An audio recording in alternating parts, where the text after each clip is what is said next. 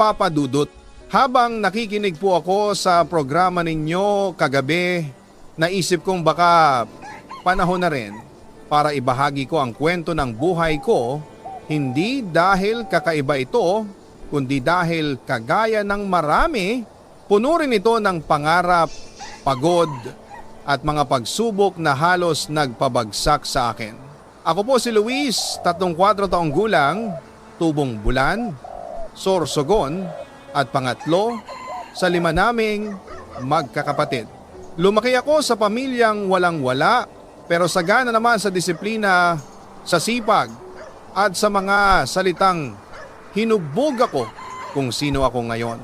Bata pa lang ako, nasa bukid na ako tuwing madaling araw para tumulong kina nanay at tatay. Sa pagtali ng kalabaw, pag-aalaga ng tanim at kung ano-anong gawain na kayang-kayang gawin ng batang gustong makatulong kahit papaano. Hindi ko makakalimutan ang sinabi minsan ng guro ko sa grade 1. Kung may itinanim, may aanihin, kung may sipag at tiyaga, may mararating. Mula noon, inukit ko iyon sa puso ko. Kahit walang pera, kahit luma ang uniform, kahit hiram lang ang notebook, hindi ko hinayaang maging hadlang ang kahirapan para mangarap. Natapos ko ang high school sa probinsya, pero pagkatapos noon, doon nagsimulang mag-iba ang takbo ng pangarap ko. Gusto ko sanang mag-aral pa, pero wala talagang pera. Si tatay ay naghahakot ng niyog, si nanay ay naglalako ng gulay, at kaming magkakapatid ay halos walang sapat na pantustos kahit pamasahe. Sinubukan kong lumapit sa Tito Raul, ang kapatid ni tatay, na alam naming may-ari ng maliit na tindahan at may kaunting ipon. Umiyak ako sa tabi ng bahay niya noong gabing sinabi kong gusto kong mag-aral ng automotive technology dahil balak kong magtrabaho sa mga shop sa bayan at balang araw ay magkaroon ng sariling talyer. Pero imbes na suporta, tanggap ko ay panlalait. Hindi ka namin kayang pag-aralin. Mayabang ba ang tatay mo at ayaw humingi ng tulong? Hindi ko alam anong sasagot. Hindi ko kayang ipagtanggol si tatay. Kahit alam kong hindi siya mayabang. Tahimik lang siyang tao na mas pipiliing magbanat ng buto kaysa umasa sa iba.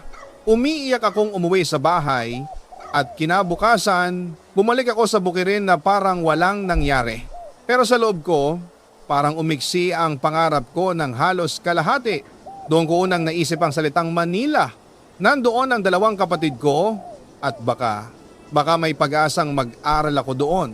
Araw ng linggo nang nag-usap kami ni nanay. Kinamusta namin ang mga ate ko sa Maynila at nang sabihin kong gusto kong mag-aral, sumagot sila.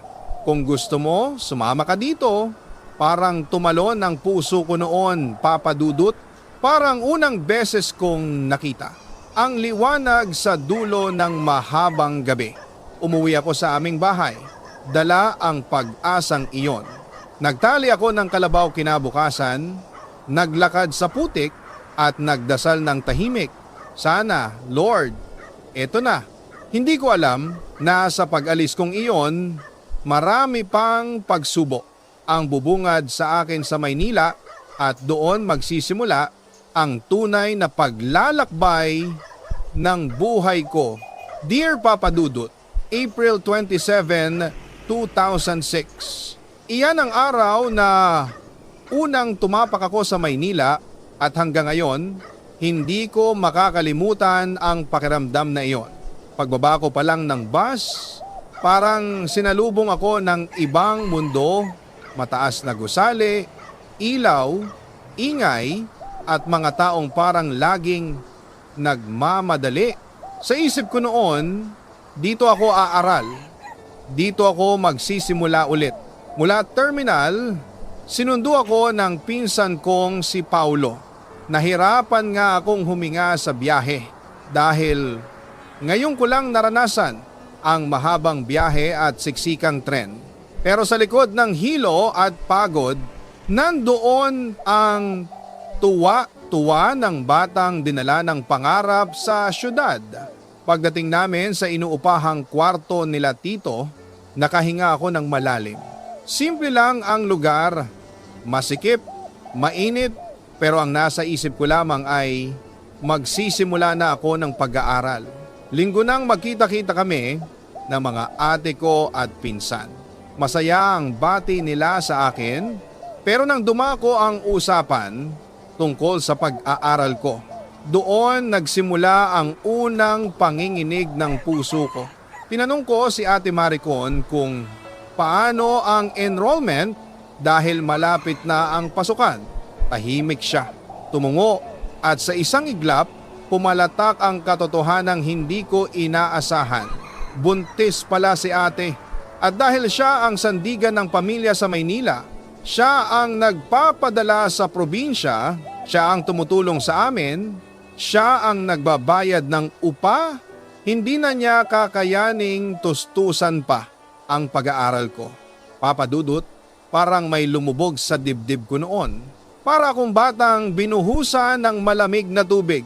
Para akong kinupkup ng malaking katahimikan na puno ng takot at panghihinayang. Hindi ko alam kung ano ang sasabihin ko sa halip. Umupo lang ako sa gilid at napaiyak sa isang kisap mata. Naglaho ang pangarap kong makapag-aral at ang sabi nila sa akin, magtrabaho ka muna. Sa edad mong 16, mahirap pero magagawa mo yan.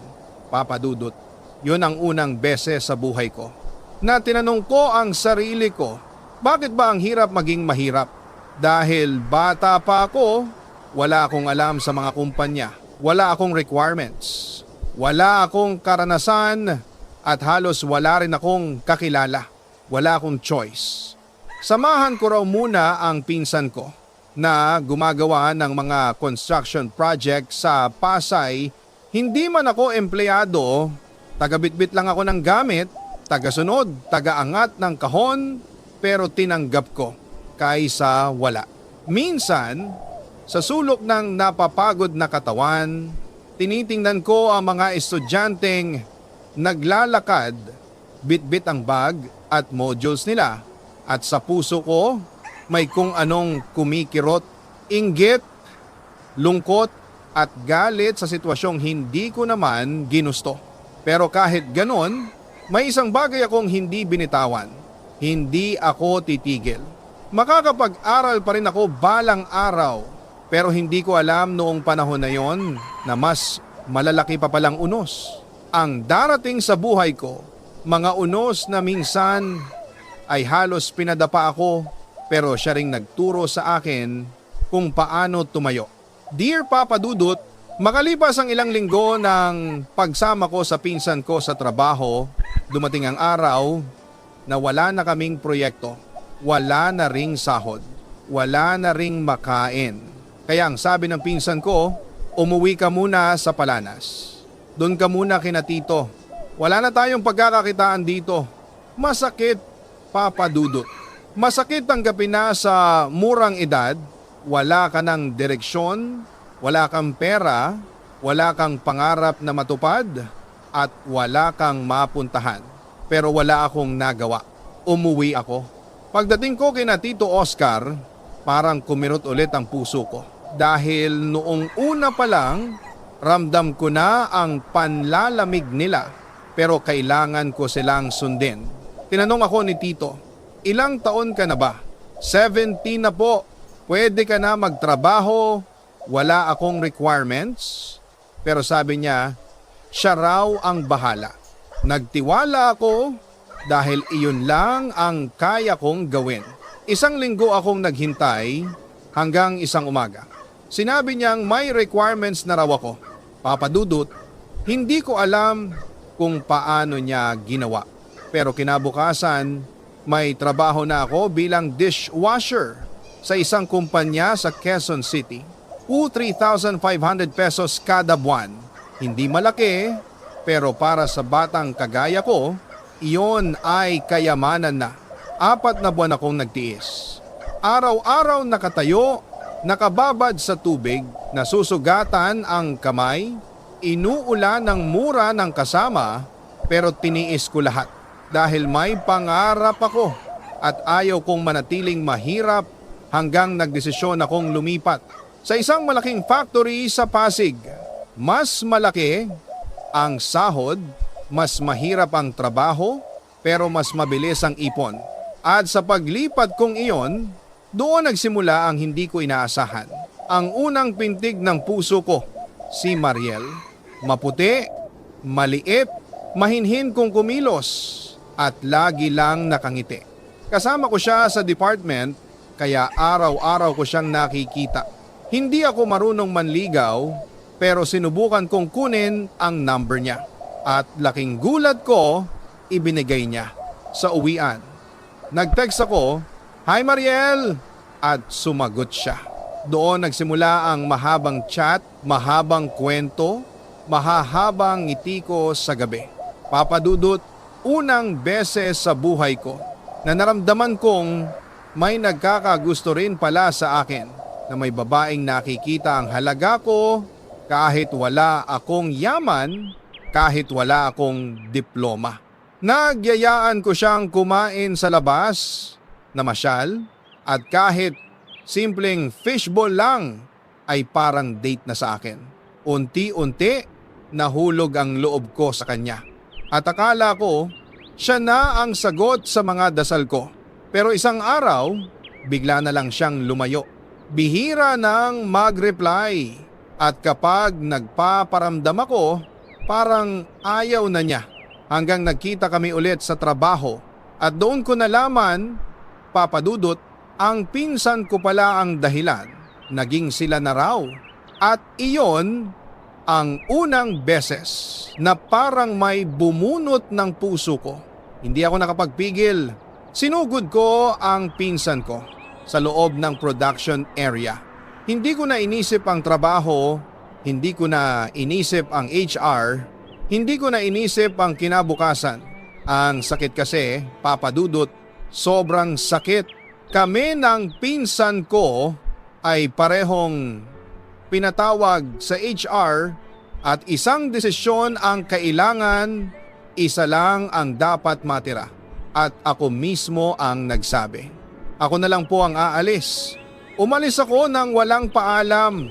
Naiwan ang gamit ko, nawala ang trabaho ko, nawala ang pag-ibig ko, at nawala ang tiwala ko sa sarili ko.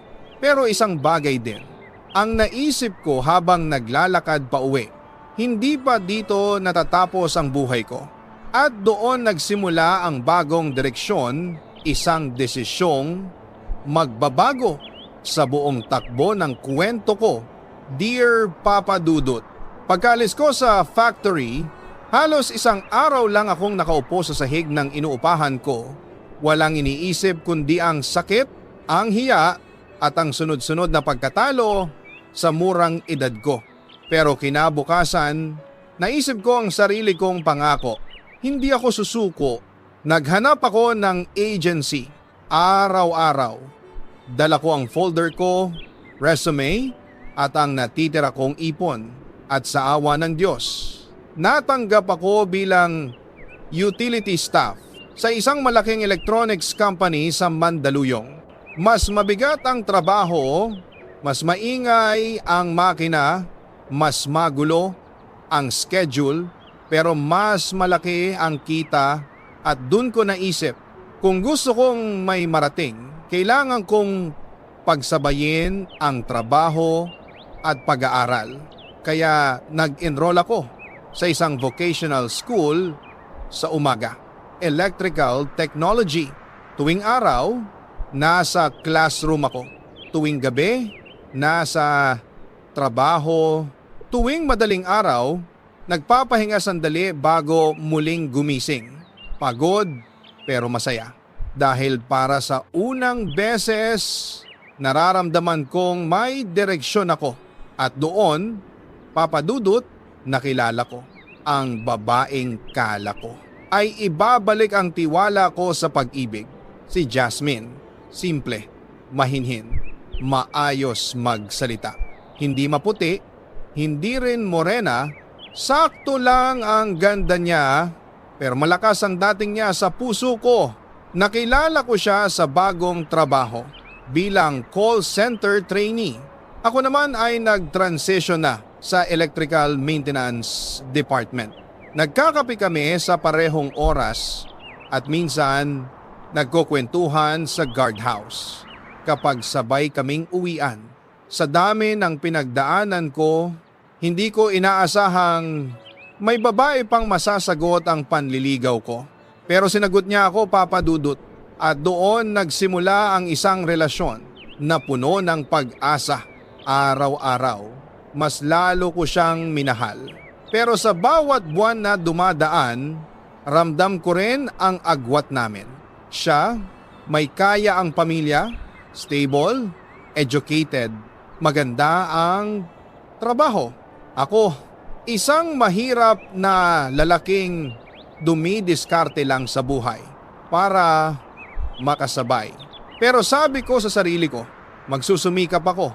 Ipapakita ko sa kanya na kaya ko siyang ipagmalaki kahit hindi ako kagaya ng mga lalaking nakapaligid sa kanya. At doon nagsimula ang matinding responsibilidad na binuhat ko sa sarili ko. Nag-apply ako overseas sa Doha, Qatar bilang electrician. At laking gulat ko, natanggap ako.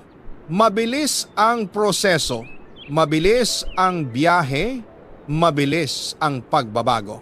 At bago ako umalis, tinanong ko ang sarili ko, mabubuhay ba ang pag-ibig namin kahit malayo kami sa isa't isa?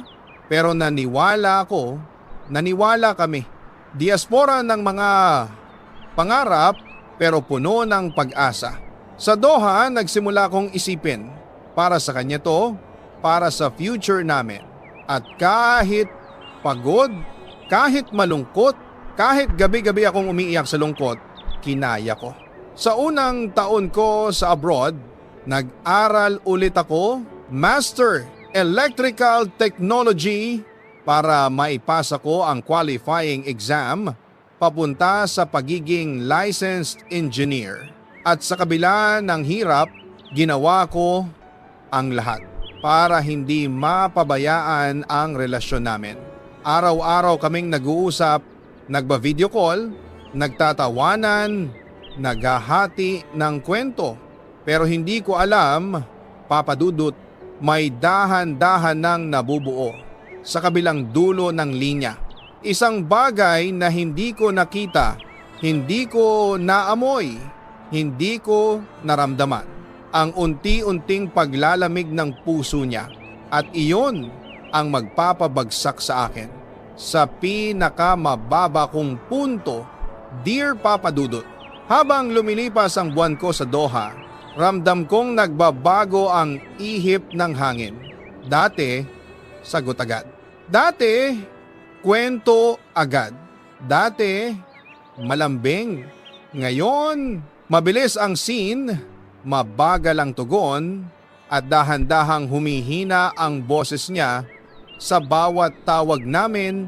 Sabi ko sa sarili ko, pagod lang siguro, stress lang sa trabaho, baka namimiss niya lang ako. Pero Papa Dudut, hindi ko inaasahang mas malalim pala ang dahilan. Isang araw, habang nagre-review ako sa qualifying exam ko, nag-message siya. Wala na akong nararamdaman, pagod na ako. Hindi ko na kayang maghintay. Para akong binagsakan ng buong mundo, Papa Dudut. Para akong hindi makahinga, para akong lumubog sa lupa. Hindi ko alam kung anong gagawin ko. Hindi ako makakain. Hindi ako makatulog. Ang puso ko parang binunot at tinapon sa sahig. Tumawag ako sa kanya, walang sagot. Nagchat ako, scene lang. At noong sinabi niyang hindi na tayo, parang may sumabog sa dibdib ko. Kasunod noon, dumating ang araw ng board exam ko. Hindi ako nakatulog, iniiyak ko ang buong gabi. Gulong-gulo ang isip ko. At pagkaupo ko sa exam table, tumingin ako sa papel pero wala akong makita. Hindi ko masulat ang pangalan ko. Hindi ko matandaan ang formulas ko. Hindi ko maipinta ang utak ko. At doon, Papa Dudut, bumagsak ako. Ako na laging top 10 sa pre-board. Ako na kinikilala sa review center. Ako na may matatag na pangarap. Ako ang bumagsak. Sa araw na pinakakailangan kong maging matatag. Sa araw ding iyon, tuluyan na kaming naghiwalay ni Jasmine.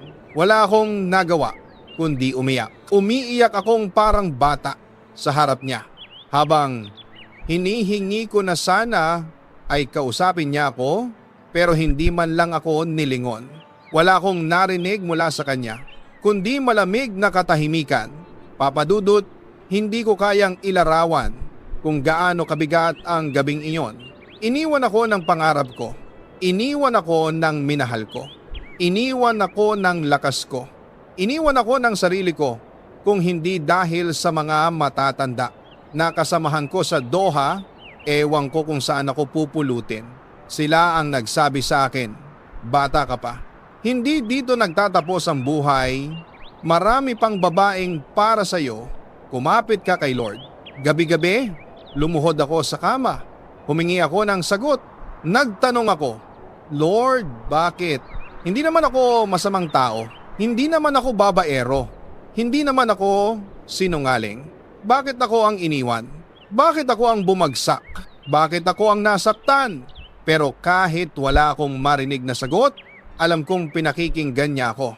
Tumagal ng ilang buwan ang pagkalugmok ko, pero unti-unti dahil sa tulong ng mga kaibigan ko, mga kapatid ko, at sa gabi-gabing pag-iyak ko kay Lord, unti-unti kong tinanggap.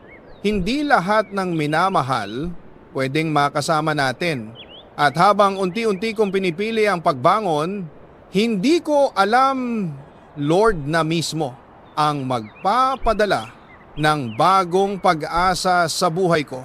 Hindi pag-ibig agad, Papa Dudut, pero isang pinto, isang pagkakataon, isang babaeng magiging dahilan para muling mabuo ang puso ko. At pangalan niya ay Beng. Dear Papa Dudut, pagkatapos ng ilang buwang paglulugmok, pagkatapos ng pag-iyak, pagkatapos ng mga gabing hindi ko alam kung saan ako pupulutin, dumating ang araw na tinanggap ko na. JR, kailangan mong bumangon. Hindi ka pa tapos. Hindi dito nagtatapos ang buhay mo. At doon ko mas pinili ang paglapit kay Lord. Mas madalas akong nagdarasal, mas madalas akong nagbabasa ng verses, mas madalas akong tumahimik at pakinggan ang tibok ng puso ko. Isang araw, habang nasa trabaho ako sa Doha, lumapit ang kaibigan kong si Joel. Bro, may ipakikilala ako sa iyo. Masipag, mabait, tahimik, try mo lang i-text, Papa Dudut. Hindi ko alam kung bakit, pero parang may kumalabit sa akin. Parang sabi ng puso ko, subukan mo. Hindi naman masamang magpakilala.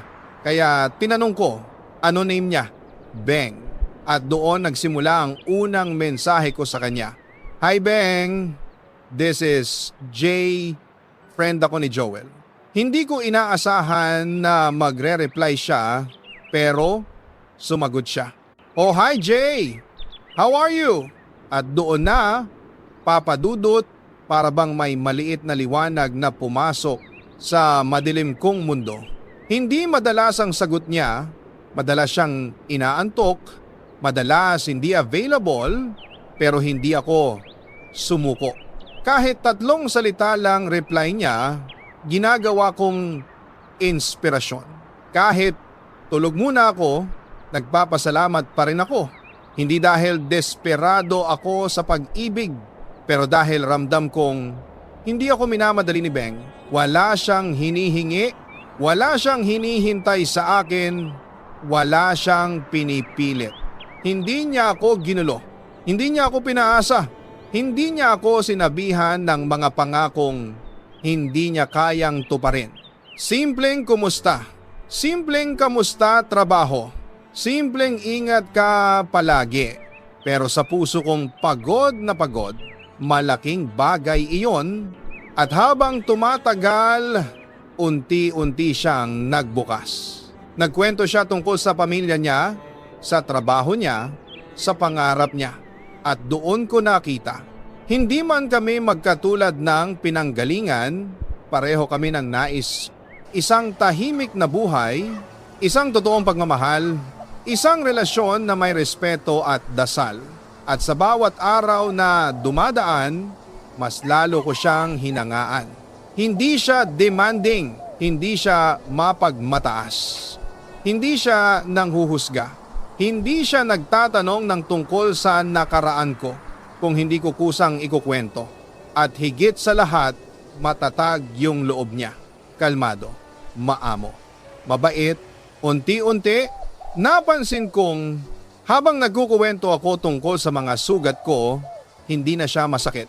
Habang sinasabi ko sa kanya, ang mga pinagdaanan ko, hindi ko na nararamdamang mahina ako. Mas naramdaman kong malakas ako dahil may isang taong nagmamasid na hindi nagmamadaling umalis. At doon, Papa Dudut, nagsimula ang unti-unting pagbabalik ng tiwala ko sa sarili ko. Nagsimula akong magsipag ulit. Mas tumino ako sa trabaho, mas gumanda ang takbo ng buhay ko, mas luminaw ang isip ko at mas lumakas ang loob kong mangarap ulit dahil sa simpleng haibeng naramdaman kong may plano pala si Lord nung binasag niya ako. At habang patuloy kaming nagkakausap, naramdaman kong hindi lang puso ko ang unti-unting nagbubukas, kundi pati ang isang pangarap na hindi ko akalaing maaabot ko pa ang magkaroon ulit ng pamilya. At doon nagsimula ang nabuong desisyon ko, isang desisyong magpapabago sa takbo ng hinaharap ko. Dear Papa Dudut, habang lumalalim ang pagkakilala namin ni Beng, habang araw-araw niya akong tinatanong kung kumain na ba ako, habang dahan-dahan niyang pinupunasan ang mga bakas ng nakaraan ko. Sa pamamagitan ng kanyang simpleng presensya, naramdaman kong unti-unting may nabubuo sa puso ko na matagal ko nang iniwan dahil sa sakit. Hindi ko ito pinlano, hindi ko ito hinanap, pero kusa siyang dumating. Isang gabi, habang nag-uusap kami online, napaisip ako ng malalim. JR, kung kaya mong mag-aral ulit, kung kaya mong bumangon pagkatapos masaktan, kung kaya mong magtrabaho sa ibang bansa mag-isa, kaya mo ring magmahal ulit, kaya mo ring sumugal ulit. At doon unti-unting nabuo ang plano ko, Papa Dudut. Hindi pa kami nagkikita pero dama ko ang sincerity niya. Wala siyang hinihinging pera. Wala siyang hininging regalo. Hindi siya nanghingi ng load. Hindi siya nagparamdam na kailangan ko siyang ligawan ng bongga. Ang gusto lang niya, makilala ako ng totoo. At yun ang bagay na hindi ko nakuha sa mga nakaraan. Kaya noong nasagot niya ako, hindi ako nagpatumpik-tumpik, nagsimula akong magplano, tahimik. Hindi ko sinabi kahit kanino. Naghanap ako ng small house sa Cavite, isang maliit na unit lang, pero sapat para magsimula ng pamilya. Unti-unti kong binayaran, kada sahod ko may tinatabi ako. Kada overtime ko may inilalagay ako sa ipon. Kada araw ng pagod, ang iniisip ko ay para kay Bengto, para sa future namin. Hindi dahil gusto kong gastusan siya, pero gusto kong ipakita sa kanya na kung sakaling magdesisyon siyang samahan ako sa buhay, may pagsisimulan kami. Hindi pa man namin napag-uusapan ang kasal, sa isip ko, handa na ako. At noong sinabi ko sa kanya na gusto ko siyang pakasalan, Papa Dudut, hindi ako tinawanan, hindi siya nagduda, hindi siya umatras. Ang sagot lang niya, kung yan ang plano mo, sinusuportahan ko. Kung yan ang gusto ng puso mo, hindi ko pipigilan. At doon lalo kong napatunayan, si Beng ay hindi dumating para punan ang pagkukulang ng nakaraan ko. Dumating siya para ipaalala sa akin na hindi lahat ng babae ay iiwan ka sa gitna ng laban, pero hindi lahat ng tao ay natuwa, Papa Dudut. May nagsabi, bakit ang bilis?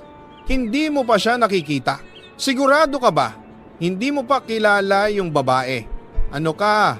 Tanga. Kasal agad, pero sa tuwing naririnig ko yon, ang sagot ko ay iisa. Hindi ito pagmamadali. Ito ay panalangin na sinagot. Hindi ko ginamit ang sakit ng nakaraan para itulak ang sarili ko sa bago. Hindi ako tumalon sa relasyon dahil sa lungkot. Tumalon ako dahil may naramdaman akong kapayapaan. Hindi man puno ng grand gestures, hindi man puno ng pabonggahang ligawan, hindi man kami nag-date sa magandang restaurant, pero puno kami ng respeto, tiwala at panalangin. At minsan, Papa Dudut, iyon ang klase ng pag-ibig na mas tumatagal kaysa sa magarang simula. At doon nagsimula ang pinakamahalagang desisyon na gagawin ko sa buong buhay ko. Ang ihanda ang sarili ko na bumuo ng pamilya kasama ang babaeng hindi ko pa man nakakasama sa personal, pero sigurado akong siyang ipinadala sa akin ng Diyos. Dear Papa Dudut, sa pagdaan ng mga buwan ng tuloy-tuloy na pagsusumikap, pag-iipon, pagdarasal at pag-aayos ng mga papeles ko, mas lalo kong naramdaman na tama ang direksyong tinatahak ko. Hindi ko man hawak ang lahat, pero hawak ko ang tiwala ni Beng. At para sa isang lalaking sanay mawalan, sanay mawasak, sanay sa biglang pagbitaw ng mga tao, yon ang pinakaimportanteng regalo na matagal ko nang pinagdarasal habang iniaayos ko ang bahay sa Cavite, habang unti-unti kong binubuo ang mga gamit, habang naglalagay ako ng maliit na mesa, nakakangiti ako mag-isa. Kaming dalawa ang uupo dito. Pamilya ko ang hihiga dito at hindi na ako magiging mag-isa. At sa wakas, dumating ang araw na nagdesisyon na kaming dalawa, hindi sa pagmamadali, hindi dahil sa pressure, kundi dahil sa tibay ng loob namin na magpakasal. Hindi man enggrande ang balak naming kasal, hindi man mamahalin ang venue, hindi man perpekto ang sitwasyon, pero puno iyon ng panalangin, pagtitiwala at pasasalamat. Naghanda ako, hindi lang sa gastusin, hindi lang sa bahay, kundi pati sa sarili ko. Pinanindigan ko na tunay ang intensyon ko, matatag ang puso ko at buo ang pangarap ko para sa amin ni Beng. Marami pa ring nagtanong, sigurado ka ba talaga? Hindi ka ba natatakot? Paano kung hindi pala kayo magkasundo sa personal? At ang sagot ko, Papa Dudut, ay simple lang. Kung ang relasyon ay nakatali sa takot, walang mangyayari. Kung nakatali sa tiwala, kahit hindi pa kayo nagkikita, magkakasundo kayo at sinamahan iyon ng dasal. Maraming dasal, gabi-gabing pagharap sa Diyos na ang tanging hinihingi ko ay hindi kasiyahan kundi kapanatagan. At isang araw, habang nagpapahinga ako sa kwarto ko sa Doha, habang hawak-hawak ko ang cellphone ko, nakatingin ako sa profile picture ni Beng. Tumulo ang luha ko, Papa Dudut. Hindi dahil sa lungkot, kundi dahil sa pasasalamat na pagtanto ko. Minsan, kailangan ka munang sirain ang buhay para buuin ka ulit ng Diyos sa mas tamang paraan. Kailangan kang iwan ng maling tao para dalhin ka sa tamang tao. At kailangan mo munang humarap sa pagkatalo, kabiguan at sakit para mas maintindihan mo kung gaano ka kamahal ng Diyos kapag ibinalik niya ang ngiti mo. At ngayon, Papa Dudut, handa na kaming magsimula ni Beng. Handa na kaming bumuo ng pamilya. Handa na kaming magtayo ng tahanan, hindi lang sa isang bahay, kundi sa puso ng isa't isa. At sa wakas, matapang kong masasabi, ito ang bagong simula ko. Ito ang simula ng buhay na matagal ko nang pinangarap. Ito ang prutas ng mga panahong halos hindi na ako makahinga, at kung may aral man akong maiiwan sa mga tagapakinig mo, Papa Dudut, ito ang natutunan ko. Kapag ang tao ay binitawan ka, huwag ka matakot dahil may isang Diyos na hindi kailanman bibitaw. Kapag ang pangarap mo ay naantala, huwag mong isipin na tapos na ang laban. Baka binabago lang ng Diyos ang direksyon mo para sa mas magandang buhay.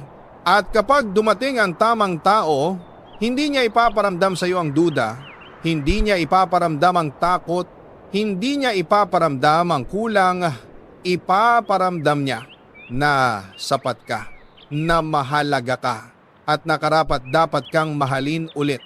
Maraming salamat, Papa Dudut, sa pagbasa ng kwento ng buhay ko. Maraming salamat sa pagbigay ng espasyo para sa mga katulad kong minsan nang nabasag pero natutong bumangon muli. Lubos na nagpapasalamat, Junior.